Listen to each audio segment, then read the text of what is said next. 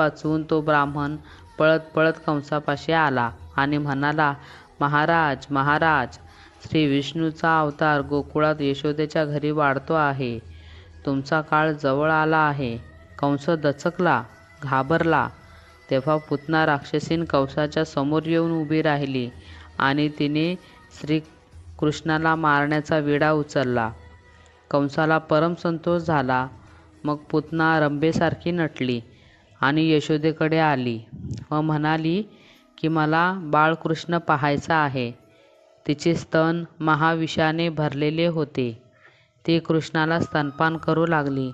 तेव्हा कृष्णाने तिचे सगळे विष चोखून घेतले व सर्व दूधही चोखून घेतले. तरी बाळ अजून जिवंत आहे, हसते आहे हे पाहून तिचे सर्वांग कापू लागले. कृष्णा, मला